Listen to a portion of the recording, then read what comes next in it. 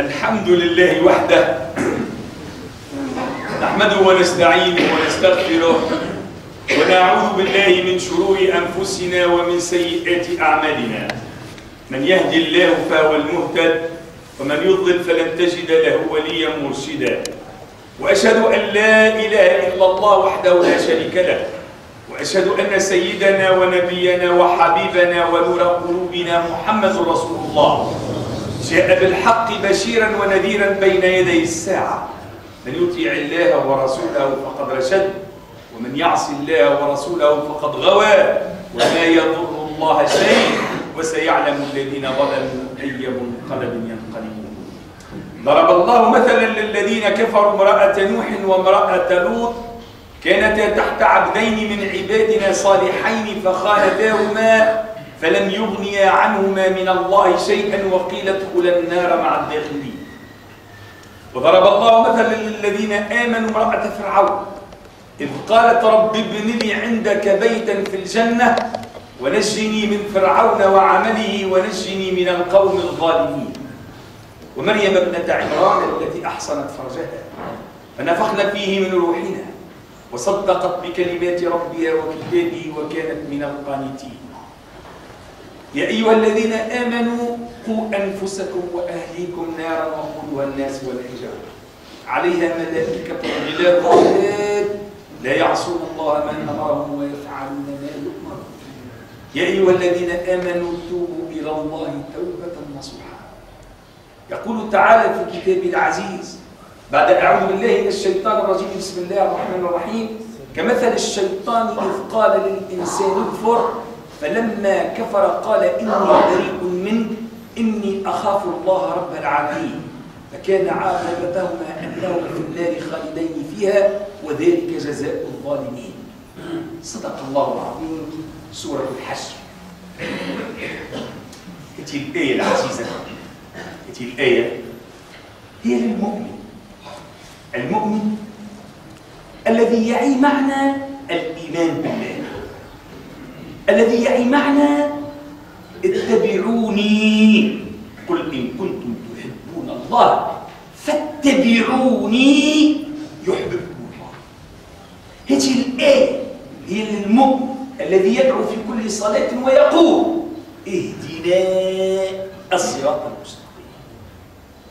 آية بحجم أن المؤمن مطالب بالتدبر، ما فيهاش إشكال كبير، إنما هي توضح العلاقة بين الإنسان المؤمن إذا كان يبقى وحده منفرد. إنسان يبقى وحده هناك من يسيطر عليه سيطرة غير عادية. الشيطان لعنه الله هو العدو اللدود للإنسان، لأن الإنسان له سلوك يقوم به فيه تشريف، فأراد هو أن ينال هذا الشرف. إبليس لعنه الله هو الذي جعل كل مشاهد القيامة التي نقلها لنا رسول الله صلى الله عليه وسلم هو المساهم في الإضرار بالإنسان. لأننا الأسبوع الفارط ذاك العمل لإنسان قد ظلم نفسه، إنسان قد ظلم نفسه. ظلم الإنسان لنفسه هي طاعته لإبليس.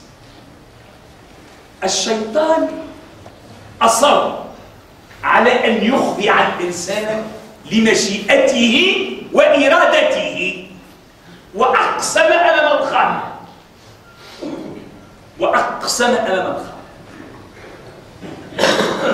الرسول عليه الصلاة والسلام في رواية عن الإمام علي كرم الله وجهه يقول لنا سورة لإنسان يؤمن بالله تعالى لكنه كان منفردا وحده.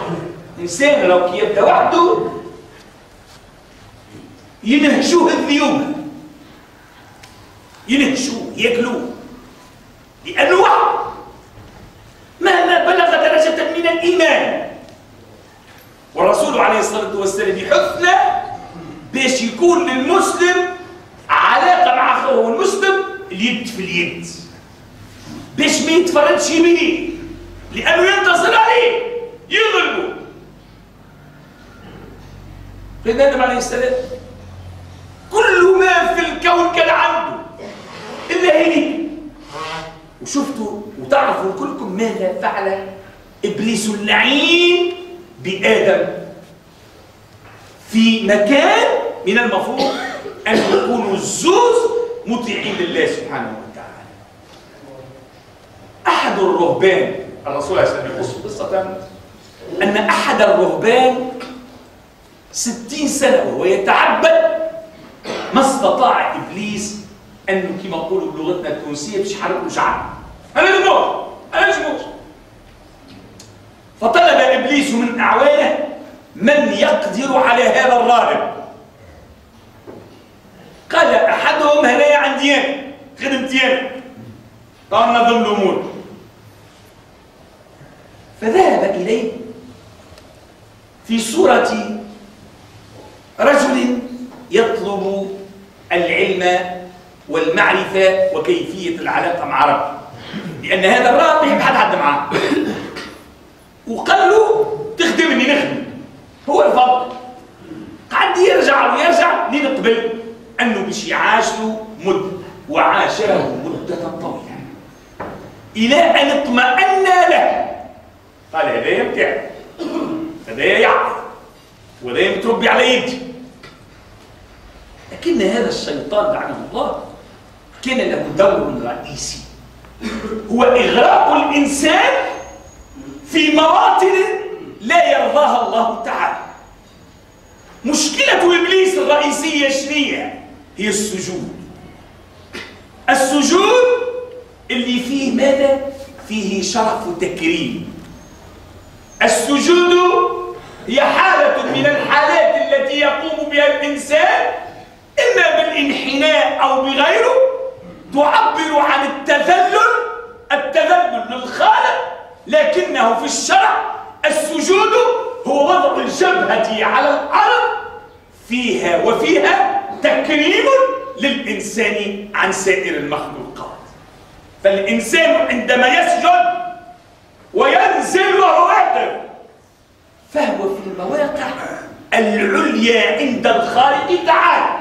نعم، السجود لئن كان تذللا وانحناء إنما هو وضع الجبهة على الأرض لينال الإنسان الرتبة العالية، وهو التشريف والتكريم من عند الله، لأن الإنسان عندما يكون ساجد لا غير، ساجد لا غير، يكون أمام الله وفي حضرة الذات العالية، فليسأل ويأتي الجواب.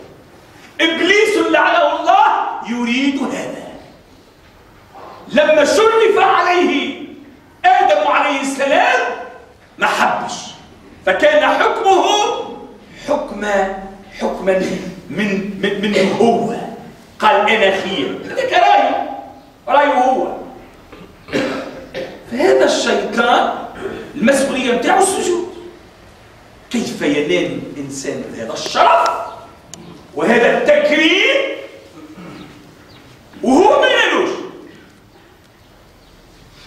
فعاشر هذا الرجل مدة طويلة، ولكن الراهب لم يلاحظ على هذا الخادم اللي معاه حتى شيء إلا الطاعة والاستسلام والسلوك الحسن والعبادة. وإذا كان الآخر يبدأ يرقد ويقوم يتعبد، قام بكل الأعمال التي أوحت إلى أو التي جعلت في نفس ذلك الراهب أن هذا الخادم صالح لا محالة، بل إنه يفوقه علما. في المدينة كان هناك 3 إخوة وعندهم أختهم، وهما من كما نقولوا من أعيان البلاد، هم من الأثرياء بتاع البلاد. فجاء هذا الشيطان الذي يعاشر الراهب وضرب في هذه البنت كما نقولوا مس من الجنون، هكا كما نقولوا احنا بلغتنا توا، يعني ماسكوا جني. وانه كان رجال من الانس يعوذون برجال من الجن فزادهم رهقا، موضوع اخر هذا. ولكن البنت اصبحت غير عاديه، فجاءهم لهؤلاء الاخوه، جاءهم في صوره انسان واعلمهم بان الراهب فلان في المنطقه الفلانيه قادر على ان يشفيها. ذكروا نجم إبراهيم طبعا يعاود لهم، قالوا خلينا نمشيو عرفوا رجل مستقيم يعني متعبد، فهزوا له اختهم وحكاوا له الحكايه، وبدات الرحله. الان وجد مدخلا هذا الشيطان لينزل بالانسان الى القاع، خلوها عنده. فوسوس له الشيطان أن يقع مع البنت، فحملت البنت. ما واحد استفرد بيه يزنلو كما نقولوا احنا بالتونسي، فوقع في الخطيئة. بداية الرحلة إذا ما فادته لا 60 سنة عبادة ولا 70 سنة عبادة، لأنه وحده البداية بدات. فجاء إلى إخوتها الثلاثة في المنام وقال لهم راهو الراهب فعل فعلته وقتل أختكم ودفنها. قام في الليل، قام في الصباح، كان واحد قال راني حلمت حلمة ما نتصورها ساعة. قالوا له شنو حكينا بالحكاية؟ قالوا أنا راني كيف. خوه الآخر قالوا أنا كيف. قالوا نمشيو مشاو كذبوا صدقوا روحوا. فعاد لصنيعه للمرة الثانية فالثالثة بل أكثر من ذلك، وراهم في منامهم المكان الذي وقعت فيه الدفينة. وين الدفينة؟ في الصباح أحس هذا الراهب بالخوف. اش قال له؟ قال له راني أنا اللي عملت العملية وأنا اللي قلت له، ولكن مادامني انا وقعتك في هذه المصيبه ما نجم نمنع الكلام. ما هكا ولا شيطان. نبداو قاعدين في الجامع رايدي ساكتي، لا تقرا في القران، لا تسبح، لا تعمل في حتى شيء، خاطرك نظيف. نجربوها الكل. بمجرد اقامه الصلاه وناخذ بالصلاه الدنيا كلها تجي قدام. الماء مش خالص والضوء مش خالص والكلام مش خالص واليتيود بتاع الوليدات، صح؟ هذا موسم، هذا هو يعني العباد لعنه الله. قال له انا نمنعك. قال له تمنع. قال له انا نمنعك بشرط. سوا قال له تسجد لي. قال كان تسجد لي انا نمنعك وكون متهني، واذا ما تسجدليش برا براسك شويه. ما قلنا واحد ومش عايش مع الناس. لو كان شيء عنده مجموعه وخيال وطيبين ويقفين معاه، ما هو لو حكى لي نحكي له دبر عليه دابا راه ما وقعش في الغلط. سيدنا كان يحث فينا انه الانسان حتى كي يسافر ولا يمشي الى اي مكان ماذا بيه ما يمشيش وحده، باش على الاقل كي يديو في الطريق ويهم احدهما ان يقترف خطأ يمسك عن فعل ذلك الخطأ. إذا كان مش خشية من الله على الأقل حشمة من صاحبه. ريتوا كيفاش الصحبة الطيبة تجعل الإنسان يعبد الله بامتياز. قال له فوقع جدال بينهما. قال له تسجد لي أنا نمتي. قال شنو هما ثلاثة أخوات؟ أنا نهني يا أخي، أنا جبتها لك وأنا اللي عملت لهم وجاب لي ولاد الله. فسجد له. لما سجد له قال له تبقى على خير. قال له شنو؟ قال له إني أخاف الله رب العالمين. بمعنى هذا السجود الذي فعله هذا الراهب هو طاعة المشرك أو طاعة الإنسان لإبليس. عندما أنت تسب أخوك المشرك طاعة الإنسان لإبليس يوقع بينهم العداوة. هذيك مهمته. لا المهمة بتاع إبليس راه وشك البراني اللي قاعد في القهوة يرشد ولا اللي في الخمار، هذوكم لا يعنوا شيئا لإبليس. تاكم من تحصيل الحاصل. ما أنا مشكلته شكون؟ مشكلته أكل يدخل الجامع وقدم يده لساقه اليمين وقال بسم الله اللهم صل على محمد اللهم افتح لي ابواب رحمتك. هذاك اللي قال، شكون اللي قال؟ اعني تلقين الشيطان ابليس على الله. طبعا تلقين ناس قاعدين في بيت الله يتذاكرون بينهم يجلسون يحفظون القران. هو هيك مشكلته الناس هذوك. اما الاخرين من تحسين الحسن. انسان ما يصليش متهني عليه، انسان يسب الدين بتهني عليه، انسان يقول الكلام الخايب بتهني عليه، انسان يعمل حاجه خايبه بتهني عليه.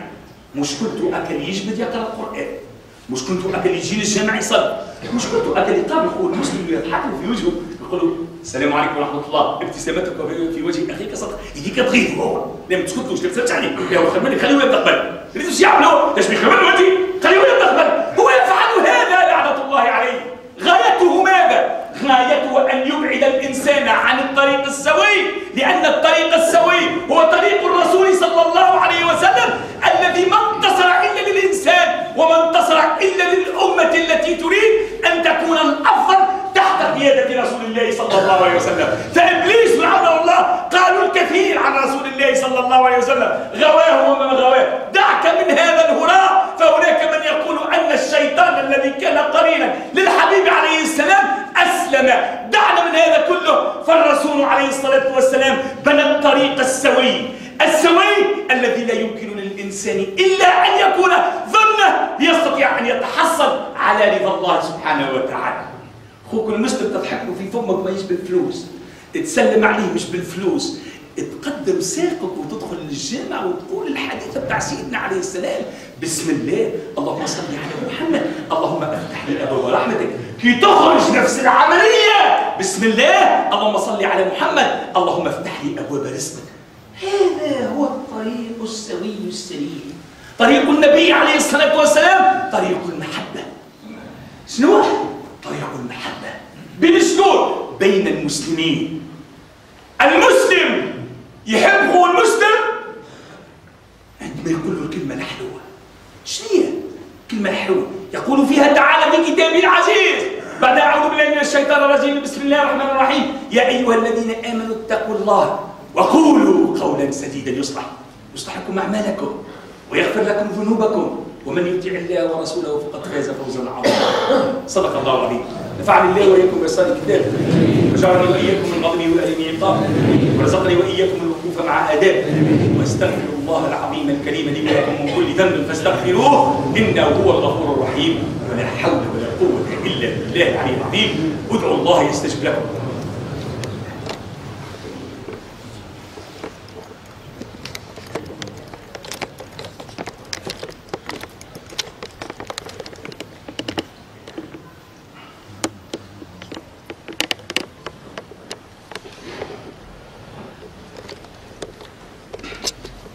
الحمد لله حمدا كثيرا كما امر، والصلاه والسلام على سيدنا ونبينا وحبيبنا ونور قلوبنا سيد البشر. ايها الاخوه الافاضل، اوصيكم ونفسي اولا بتقوى الله، فهي خير وصيه اوصى بها المسلم اخاه المسلم. ولنعلم جميعنا ايها الاخوه الافاضل اننا في شهر عظيم.